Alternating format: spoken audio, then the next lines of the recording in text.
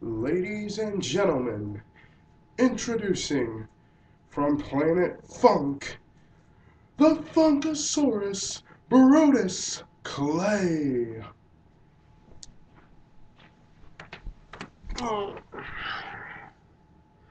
This is in no way an exaggeration. That was my exact reaction when I heard those words. I thought, no, this is a joke. They have to be kidding. And then once Brodus Clay came out, so did my wallet, and that's how I feel about the debut of the Funkasaurus Brodus Clay. Now, I'll give it to Brodus Clay. For a big man, he is very agile and could be one of the better big men in WWE today. However, this recycled gimmick, along with the recycled dancers, along with the recycled music, sucks. I won't say it. We all know what I was about to say anyway. But on the bright side, look at it at this point of view. Now, hindsight 2020. Looking back, yes, the gimmick sucks. However, look at it from this point of view. Storyline wise, they've been pushing Brodus Clay off TV for months. Then they debut him with a silly gimmick. Look at it this way. In a few months, because you know WWE is going to try and make this work. In a few months, Brodus Clay will come out. He will not have the silly gimmick or the silly music. And he will turn back into the monster that we were all hoping was going to debut. You see, most people are probably really upset with this gimmick. I am too. But like I said, storyline wise, I can see this going one of two ways. Either it fails tremendously, and WWE then progresses the storyline as Brodus Clay one night comes out and loses it. I mean, loses it and goes on a tear as the monster we truly know. He denounces the gimmick and shows WWE what he truly is. Because, like I said, he's been pushed off TV numerous times. So he's gonna get frustrated and angry. And then one night, he's just gonna snap on the WWE roster. That's one way. Second way, this gimmick actually gets over. Which, as much of a shock it would be, based on the fan reaction last night, it might work. The gimmick gets over, and then once again, Brodus snaps and becomes the big heel monster we all know and love. That's my thoughts on Brodus Clay.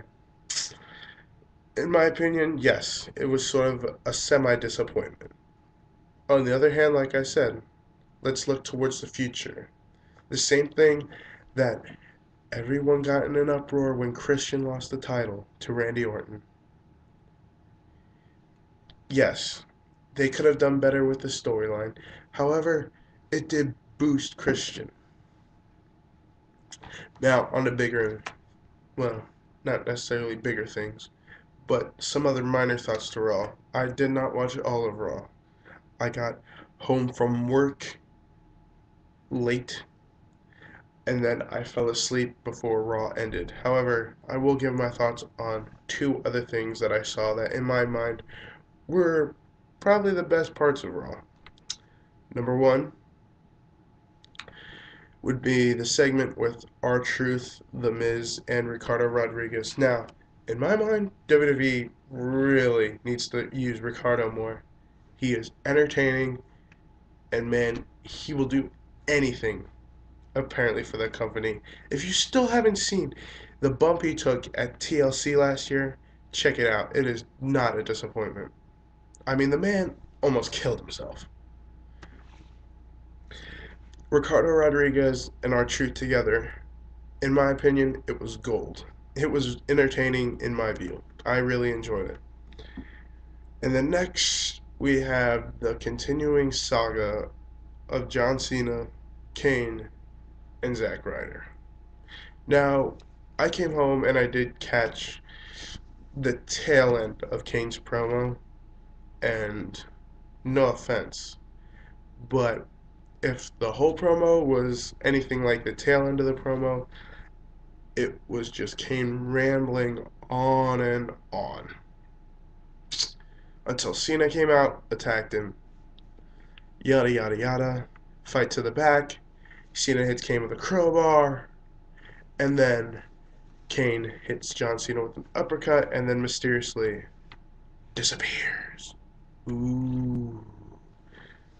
Then at the tail end of the show, Cena's wrestling's Dolph Ziggler, Kane attacks Ryder, and in the beginning segment, as Cena and Kane are in the back, you can see wooden pallets on the side. At the time, I thought for sure Cena was going to knock Kane off on one.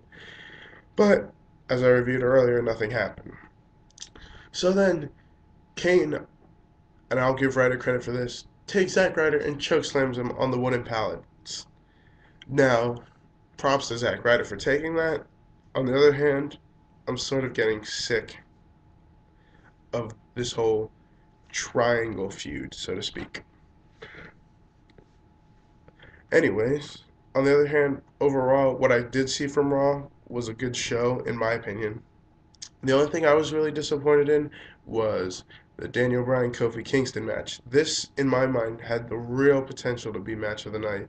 Unfortunately, it was just a quick match thrown out there, and then to advance the Big Show Daniel Bryan feud, which they will have a no disqualification match on SmackDown this week. I might watch SmackDown if I get home early enough from work.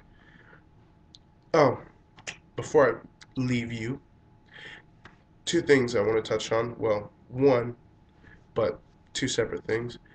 They announced the first two inductees to the Hall of Fame. The first one, Edge, of course. Edge really deserves this, in my opinion. Of course.